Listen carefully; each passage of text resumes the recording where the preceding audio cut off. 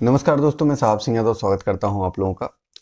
दोस्तों, आज से हम एक नई सीरीज स्टार्ट कर रहे हैं और वो है ऑर्डिनो।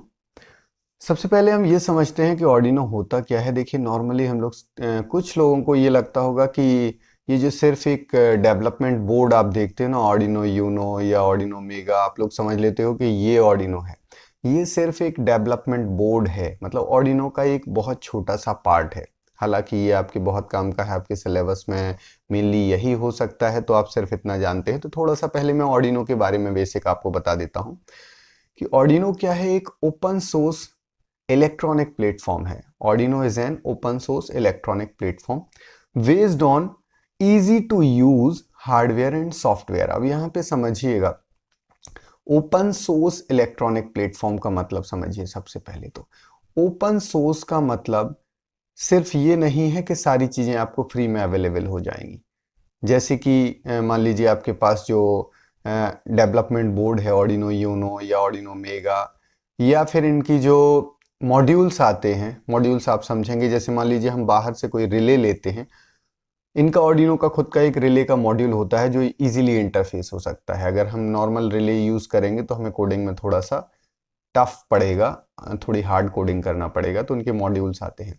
तो ओपन सोर्स की अगर हम बात करें तो ओपन सोर्स का मतलब आप फ्री मत समझिएगा। ओपन सोर्स का यह मतलब है कि इनके पास जो इसके कॉपीराइट हैं, जो आपने कॉमन क्रिएटिव कंटेंट के बारे में सुना होगा, मतलब इनके जैसे यूट्यूब पे आप लोगों ने सुना होगा, इनके पास उसके कॉपीराइट तो हैं, लेकिन ये क्या करते हैं, आपको ये जब अवेलेबल करा देते हैं, मान लीजिए आपने इनका ऑर्डिनो बोर्ड ले लिया या इनका सॉफ्टवेयर ले लिया, उसके बाद आप उसको यूज तो कर ही सकते हो, साथ ही साथ आप उसमें कुछ भी एक्सटेंड कर सकते हो, अपनी क्रिएटिविटी ऐड कर सकते हो।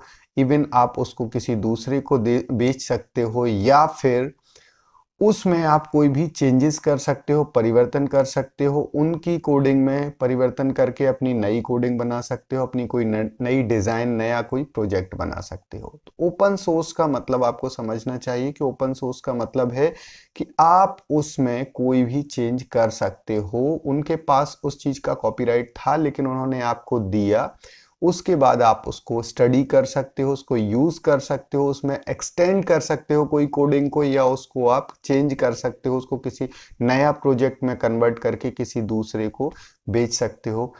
ये सारी चीजें आप कर सकते हो, तो ये ओपन सोर्स कहलाएगा। जैसे कि मान लीजिए कौन सी चीज ओपन सोर्स नहीं होगी, जैसे मान लीजिए किसी कार कंपनी ने कोई एक अपना मॉडल बनाया, कोई एक कार का मॉडल बनाया, और उसकी डिजाइन, चूंकि वो कार तो मार्केट में घूम रही है, उसकी डिजाइन को कोई दूसरी कार की कंपनी सेम डिजाइन को यूज नहीं कर सकती। दैट मीन्स वो ओपन सोर्स नहीं है, भले ही पब्लिक में घूम रही है। लेकिन अगर किसी ने कोई ऐसी चीज बनाई है जो कि आप उसका यूज करके सिमिलर टाइप की चीज बना सकते हो या उसमें चेंज कर सकते हो, तो वो आपका ओपन सोर्स हार्डवेयर हो जाएगा। अभी हार्डवेयर की बात करें, सिमिलरली सॉफ्टवेयर में अगर हम देखें, किसी ने कोई कोडिंग बना के आपको दे दी, उस कोडिंग में अगर वो चेंजेस करना अलाउ नहीं करता है, उसका कॉपीराइट है, चेंजेस करना अलाउ नहीं करता है, तो वो आपका क्या कहलाएगा, वो फिर ओपन सोर्स नहीं होगा। और अगर आप उसमें चेंजेस कर सकते हो, ओनर ने, जिसका कॉपीराइट है, उसके ओनर ने आपको ये राइट दे रखे हैं कि आप चेंजेस कर सकते हो, कुछ भी एक्सटेंड कर सकते हो, उसको स्टडी कर सकते हो, उसको यूज कर सकते हो, उसके साथ कुछ भी कर सकते हो, तो वो हमारा क्या कहलाएगा, ओपन सोर्स सॉफ्टवेयर कहलाएगा। अगर सॉफ्टवेयर की बात करें, सिमिलरली हार्डवेयर की बात करें तो हार्डवेयर कहलाएगा। तो इलेक्ट्रॉनिक प्लेटफॉर्म है ये, क्या ऑर्डिनो एक इलेक्ट्रॉनिक प्लेटफॉर्म है, लेकिन कैसा इलेक्ट्रॉनिक प्लेटफॉर्म है, ओपन सोर्स। अब इनके कुछ देखिए, ये इजी टू यूज हार्डवेयर और सॉफ्टवेयर पर आधारित है। जो ऑर्डिनो है, ऑर्डिनो को सिर्फ एक डेवलपमेंट किट मत समझिएगा या डेवलपमेंट बोर्ड मत समझिएगा। जो ऑर्डिनो है वो क्या है, easy to sorry open source electronic platform है based on easy to use hardware and software. अब यहाँ पे समझिएगा, इनके हार्डवेयर जो हैं वो बहुत सारे डेवलपमेंट बोर्ड्स होते हैं। इनकी लिस्ट आप देखेंगे, इनकी वेबसाइट पे जाएंगे, इनकी वेबसाइट है ordino.cc, ordino.cc। ये वेबसाइट पे जाएंगे तो बहुत सारी डिटेल आपको मिल जाएगी। तो मेनली ये इजी टू यूज हार्डवेयर और सॉफ्टवेयर पर आधारित है। तो हार्डवेयर में क्या होती है, इनकी कुछ डेवलपमेंट बोर्ड रहते हैं, जैसे Arduino Uno, Arduino Mega, Arduino Nano, etcetera etcetera.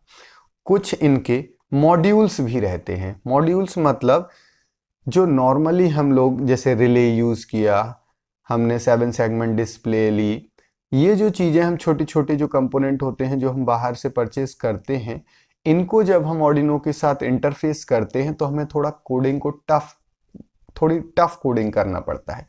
इन लोग उनके ऑलरेडी मॉड्यूल्स बना के रखते हैं जिसमें वो नंबर ऑफ पिन्स भी कम यूज करते हैं और उसमें कोडिंग जो है वो बहुत आसान हो जाती है। मतलब आसानी से वो डेवलपमेंट बोर्ड के साथ इंटरफेस हो जाता है। तो हार्डवेयर में इनके कुछ डेवलपमेंट बोर्ड रहते हैं, कुछ इनके मॉड्यूल्स रहते हैं और भी बहुत सारी चीज़ें रहती हैं। इनकी वेबसाइट पे जाके देखेंगे तो आपको पता चल जाएगा कि हार्डवेयर में ऑर्डिनो में क्या क्या है। दूसरी चीज़ सॉफ्टवेयर में मेनली अगर हम देखें तो इनका एक सॉफ्टवेयर है जिसे बोलते हैं ऑर्डिनो सॉफ्टवेयर या फिर IDE, इंटीग्रेटेड डेवलपमेंट एनवायरनमेंट। ये जो IDE है, इंटीग्रेटेड डेवलपमेंट एनवायरनमेंट, इसका मेन काम क्या होता है, इसमें हम कोडिंग करते हैं और इस कोडिंग को जो ऑर्डिनो डेवलपमेंट बोर्ड है उसमें इंस्टॉल करते हैं और उसकी सहायता से फिर हम अपना प्रोजेक्ट तैयार कर लेते हैं। मतलब हम जो भी कोडिंग चाहें, जिस टाइप की कोडिंग चाहें हमारे दिमाग में है, वो कोडिंग हम IDE सॉफ्टवेयर पर करेंगे और सॉफ्टवेयर की सहायता से फिर हम किस में इंस्टॉल कर देंगे, डेवलपमेंट बोर्ड में, और फिर अकॉर्डिंगली हम उस डेवलपमेंट बोर्ड का यूज कर लेंगे। ऑर्डिनो डेवलपमेंट बोर्ड्स जो रहते हैं उनमें कुछ माइक्रो कंट्रोलर आईसीज का यूज होता है, जैसे कि ऑर्डिनो यूनो में एटमेगा 328P या एटमेगा 328 माइक्रो कंट्रोलर आईसी का यूज किया गया है। यहाँ पे एक चीज इंपॉर्टेंट होती है कि इसमें जो कोडिंग होती है वो कोडिंग हम इजीली कंप्यूटर या लैपटॉप की सहायता से IDE सॉफ्टवेयर पर हम कोडिंग बनाकर और इसमें इजीली इंस्टॉल कर देते हैं। इसमें एक प्रॉपर्टी रहती है जिसे बोलते हैं ISP, इन सिस्टम प्रोग्रामिंग। इन सिस्टम प्रोग्रामिंग का मतलब होता है किसी डिवाइस या किसी चिप की वो क्वालिटी, वो एबिलिटी जिसके कारण उसमें प्रोग्राम इंस्टॉल करने की एबिलिटी आ जाती है बिना किसी दूसरी डिवाइस का यूज किए। इस एबिलिटी को बोलते हैं ISP। अगर बोला जाए माइक्रो कंट्रोलर का ISP क्या है, तो माइक्रो कंट्रोलर की वो एबिलिटी जिसके कारण वो प्रोग्राम को स्वतः ही इंस्टॉल कर लेता है। अब ये किसके कारण इंस्टॉल करता है? एक्चुअली इस माइक्रो कंट्रोलर में या ऐसी डिवाइस जिसमें ISP है, मतलब इन सिस्टम प्रोग्रामिंग की एबिलिटी है, उस डिवाइस में पहले से कोई एक छोटा सा प्रोग्राम इंस्टॉल कर दिया जाता है, जो प्रोग्राम क्या करता है, जिस प्रोग्राम के कारण उसमें वो एबिलिटी आ जाती है जिसके कारण वो नए प्रोग्राम्स को इंस्टॉल करने लगता है बिना थर्ड पार्टी या बिना किसी दूसरी डिवाइस, दूसरी आईसी या दूसरी चिप का यूज किए बिना वो जो भी उसके सॉफ्टवेयर में हम कोडिंग करते हैं उसको इजीली डायरेक्टली इंस्टॉल कर लेता है। उस प्रोग्राम को, जिस प्रोग्राम की सहायता से ये एबिलिटी आती है, उस प्रोग्राम को बोलते हैं बूट लोडर। जैसे आप लोगों ने एक रोबोट मूवी देखी होगी, तो रोबोट मूवी में रजनीकांत जी जो हैं वो अपना जो रोबोट बनाते हैं उसके अंदर वो प्रोग्राम डाल देते हैं जिस प्रोग्राम के कारण वो रोबोट नई नई चीजें देखकर ही सीखने लगता है। तो वो जो इनिशियली एक प्रोग्राम डाला गया जिसके कारण ये एबिलिटी आई, उस प्रोग्राम को, जो इनिशियल प्रोग्राम था, उस प्रोग्राम को हम बोलेंगे बूट लोडर। और इस एबिलिटी को, जो एबिलिटी है जिसके कारण ये सीख पा रहा है, इस एबिलिटी को बोलते हैं ISP, इन सिस्टम प्रोग्रामिंग।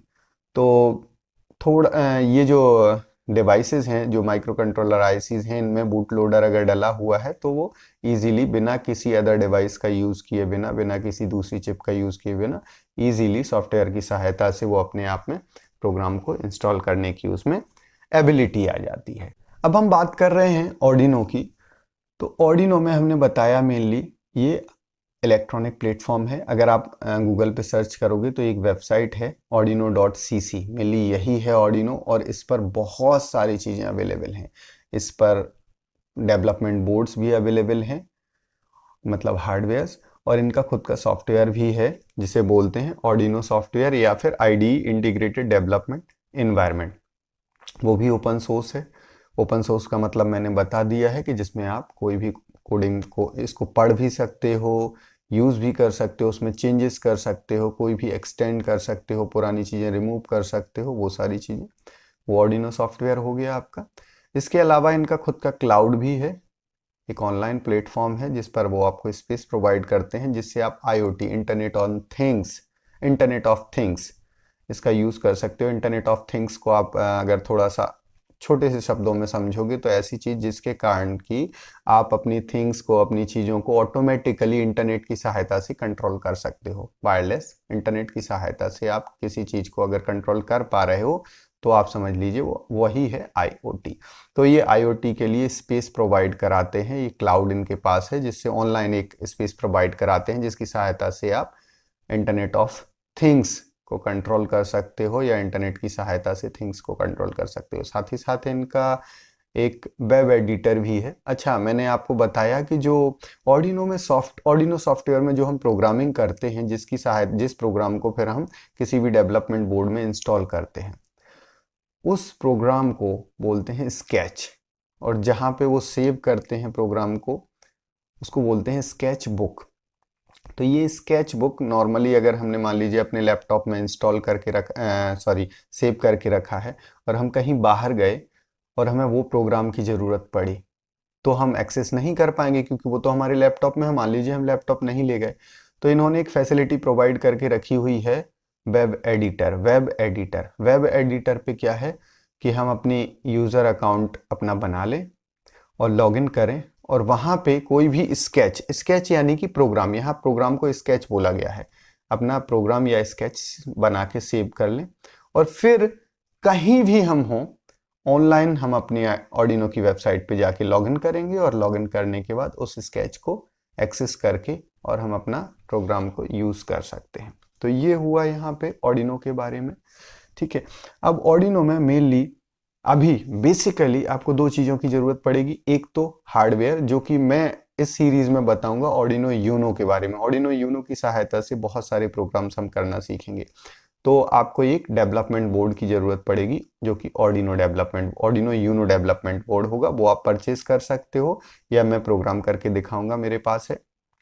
ऑर्डिनो यूनो हो गया। दूसरा, तो ऑर्डिनो यूनो की कॉस्ट लगभग 600 से लेके 700-800 900 तक रहती है। कहीं कहीं 650 में मिल जाता है, कहीं 700, कहीं 800, जैसा भी होगा। उसमें केबल भी इंक्लूडेड रहती है, किसी किसी में इंक्लूडेड नहीं रहती है, तो कॉस्ट कम हो जाती है। तो वो हो गया आपका ऑर्डिनो यूनो। दूसरी चीज़ होती है ऑर्डिनो सॉफ्टवेयर। ऑर्डिनो सॉफ्टवेयर आपको इजीली इनकी वेबसाइट पर ordino.cc पर इजीली अवेलेबल हो जाएगा, और वो फ्री में है। उसमें जो डॉलर में प्राइस लिखी रहती है वो डोनेशन के लिए है, जो करना चाहते हैं वो करते हैं, नहीं तो स्किप करके सीधा सीधा डायरेक्टली हम उसको डाउनलोड कर सकते हैं ordino.cc पर जाकर। और हम किसको डाउनलोड कर सकते हैं? ऑर्डिनो सॉफ्टवेयर, यानी कि IDE, इंटीग्रेटेड डेवलपमेंट एनवायरनमेंट को हम इजीली इंस्टॉल कर सकते हैं। डाउनलोड करने के बाद जब हम उसको इंस्टॉल कर लें, डाउनलोड करना आसान है, मैंने आपको प्रोसेस बता दिया है, आप साइड में प्रोसेस भी देखते जाइएगा। जब हम उस प्रोग्राम को सॉफ्टवेयर को इंस्टॉल कर लेंगे, किसको? IDE को, तो थोड़ा सा हमें इस प्रोग्राम को कॉन्फ़िगरेशन करना होता है, कॉन्फ़िगर करना होता है। वो कैसे करना होता है कि हमें इंस्टॉल करने के बाद अपने ऑर्डिनो को लैपटॉप में कनेक्ट करना है, ऑर्डिनो को USB केबल की सहायता से लैपटॉप में कनेक्ट करना है। उसके बाद हमें ऑर्डिनो सॉफ्टवेयर को खोलना है, ओपन करना है। वहाँ पे ऊपर टूल्स लिखा दिखाई देगा, उस टूल्स पे क्लिक करना है। जैसे ही हम टूल्स पर क्लिक करेंगे तो हमें लिखा दिखाई देगा बोर्ड्स पे हम क्लिक करेंगे तो बहुत सारे टाइप के डेवलपमेंट बोर्ड की लिस्ट आ जाएगी। तो चूंकि हम अभी ऑर्डिनो यूनो बोर्ड का यूज़ करेंगे तो हम ऑर्डिनो यूनो को सिलेक्ट कर लेंगे। अगर आप कोई और बोर्ड का यूज़ कर रहे हो तो उसको सिलेक्ट कर लीजिए।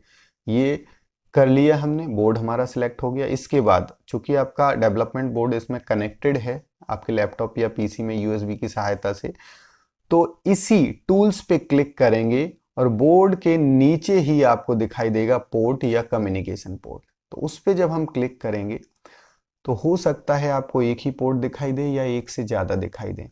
तो आपको क्या चेक करना है? अगर एक से ज़्यादा बोर्ड दिखाई दे रहे हैं, पोर्ट दिखाई दे रहे हैं, communication port COM1, COM2, COM3, तो नॉर्मली तो जिस कॉम 1, कॉम 2, कॉम 3 के ब्रैकेट में आपका ऑर्डिनो यूनो या ऑर्डिनो बोर्ड का नाम लिखा होगा वो सही पोर्ट होगा, उस पर आपको क्लिक करके सिलेक्ट कर लेना है।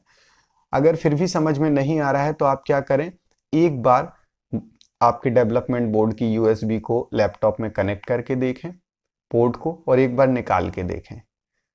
कनेक्ट करने से मान लीजिए 2 पोर्ट दिखाई दे रहे हैं या 3 पोर्ट कनेक्ट करने से मान लीजिए 3 पोर्ट दिखाई दे रहे हैं, com 1, com 2, com 3, communication port 1, communication port 2, communication port 3।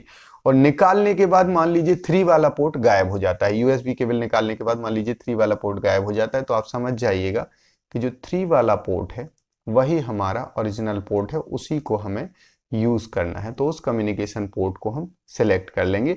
तो यहाँ पे हमारा आईडी सॉफ्टवेयर का कॉन्फ़िगरेशन हो गया, सॉफ्टवेयर इंस्टॉल हो गया, कॉन्फ़िगरेशन हो गया, और साथ ही साथ हमारा डेवलपमेंट बोर्ड हमने कनेक्ट करके भी देख लिया। इसके बाद हम तैयार हो जाते हैं किस चीज के लिए, कोडिंग करने के लिए हम हो जाएंगे तैयार। ऑर्डिनो यूनो डेवलपमेंट बोर्ड में मोटा मोटा हम थोड़ा थोड़ा समझें तो बेसिक बेसिक चीज़ें अगर हम देखेंगे तो एक माइक्रो कंट्रोलर आईसी लगी होती है, जो कि अपने पास जो है, अभी मेरे पास जो ऑर्डिनो है उसमें एटमेगा 328P, एटमेगा 328P का भी मैं आपको अभी मतलब समझा देता हूँ। एटमेगा 328P में जो एट है वो एटमेल कॉरपोरेशन लिमिटेड एक कंपनी थी जो सेमीकंडक्टर से रिलेटेड आईसीज बनाती थी। 1984 में ये कंपनी स्टार्ट हुई और ये लगभग 2016 तक चली। इसके बाद इसका विलय हो गया किसमें, आई थिंक माइक्रोचिप टेक्नोलॉजी। हाँ, माइक्रोचिप टेक्नोलॉजी ने इसको लगभग 3.6 बिलियन यूएस डॉलर में इसको अपने में विलय कर लिया। किसको, एटमेल कॉरपोरेशन को। तो अभी ये माइक्रोचिप टेक्नोलॉजी के अंतर्गत है। तो जो एटमेगा 328 माइक्रो कंट्रोलर आईसी की मैं बात कर रहा हूँ, जो किस में लगा रहता है, हमारा ऑर्डिनो यूनो में जो हम यूज करेंगे, उसमें जो एट वर्ड है वो एटमेल से आया।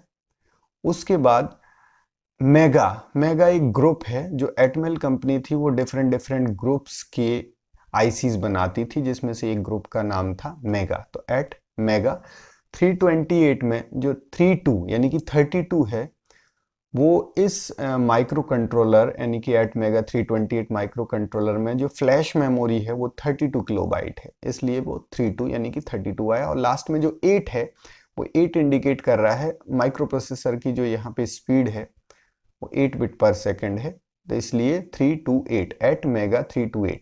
अब इसमें एटमेगा 328 दो टाइप की माइक्रो कंट्रोलर आईसीज आती हैं, एक एटमेगा 328, एक एटमेगा 328P। तो जो P है लास्ट में वो पिको पावर मतलब वेरी लेस पावर कंजम्पशन।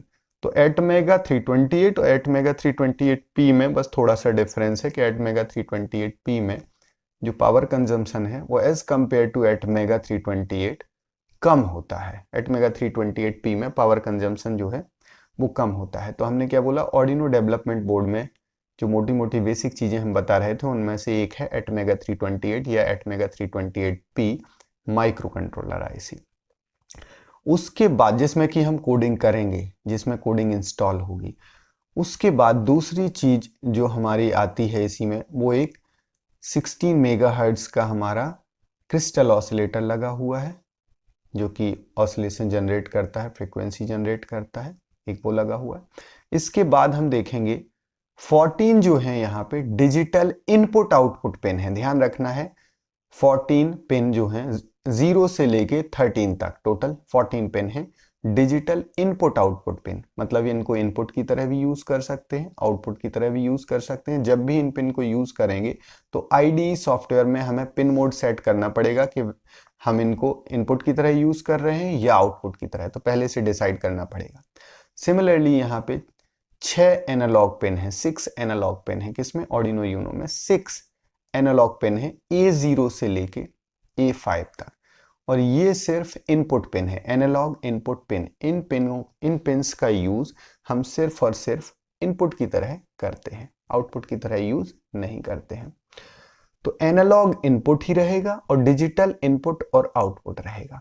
अब डिजिटल इनपुट आउटपुट पिन में अगर आप गौर से देखोगे, नेक्स्ट वीडियोस में हम बताएंगे भी, 6 पिन ऐसी भी हैं जो PWM पिन है, pulse width modulation. Pulse width समझते हो आप, इस टाइप से स्टेप स्टेप अप होता जाएगा, फिर स्टेप स्टेप डाउन होता जाएगा, मतलब वो डिजिटल के फॉर्म में तो रहेंगी लेकिन एनालॉग के सिमिलर रहेंगी, पल्स विड्थ मॉड्यूलेशन।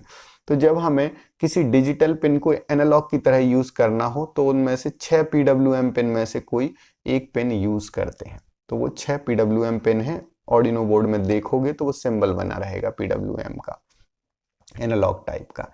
तो वो हमारी PWM पिन है। कुछ पिन ऐसी हैं जो आप देख के ही समझ जाओगे, जैसे 5 वोल्ट की पिन है तो वो 5 वोल्ट प्रोवाइड करती है। एक 3.3 वोल्ट की पिन है तो वो 3.3 वोल्ट सप्लाई प्रोवाइड करेगी।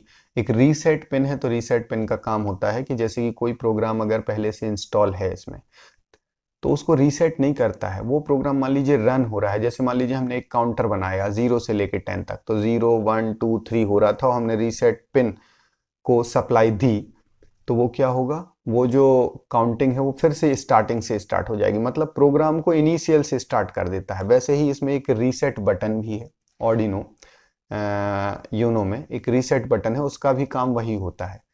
प्रोग्राम को रीसेट करने का मतलब वो प्रोग्राम को क्लियर नहीं कर देगा, वो फिर से स्टार्ट कर देगा। मान लीजिए कोई काउंटर है या कोई भी प्रोग्राम है जो रन हो रहा है और अगर हम रीसेट बटन दबा देंगे तो वो फिर से स्टार्टिंग से स्टार्ट हो जाएगा। तो वो रीसेट पिन का या रीसेट बटन का ये काम होता है। बाकी की चीजें आप ये जो आपको साइड में दिख रहा होगा एटमेगा 3 सॉरी ऑर्डिनो यूनो का जो डायग्राम दिख रहा होगा, इसमें लिखा हुआ है, तो बेसिक बेसिक चीज़ें आप इसमें देख सकते हो कि किस पिन का या कौन से पोर्ट का क्या काम है। तो ये हमारा ऑर्डिनो यूनो हो गया जिसकी सहायता से हम अब कोडिंग करना सीखेंगे। तो अगर पॉसिबल हो सके तो एक ऑर्डिनो यूनो डेवलपमेंट बोर्ड आप परचेज कर लीजिए और IDE software integrated development environment को अपने PC में इंस्टॉल कर लीजिए। अगर परचेज करना पॉसिबल नहीं है तो आप वर्चुअल क्लास यानी कि मेरे वीडियोस के माध्यम से भी सीख सकते हैं, लेकिन अगर आप परचेज कर लेंगे तो खुद प्रोग्रामिंग करेंगे तो बेहतर होगा। नेक्स्ट क्लास से हम इसका प्रोग्रामिंग की सीरीज लेके आएंगे, एक एक स्टार्टिंग से बेसिक से लेके और हायर लेवल तक हम ले चलेंगे और प्रोग्रामिंग करके देखेंगे। तो हमारे वीडियोस अगर आपको पसंद आ रहे हैं तो इनको लाइक जरूर कीजिए, क्योंकि आपके लाइक ही हैं जो हमें मोटिवेट करते हैं ज़्यादा से ज़्यादा वीडियो बनाने के लिए। अगर आपको लगता है कि हमारे वीडियोस नॉलेजेबल है तो इनको बाकी लोगों के साथ शेयर जरूर कीजिए, जिससे कि बाकी लोग भी इससे फ़ायदा उठा सकें। और हमारे चैनल को सब्सक्राइब कर लीजिए जिससे आने वाली वीडियोज़ का नोटिफिकेशन आपको मिल सके। Thank you so much, good luck.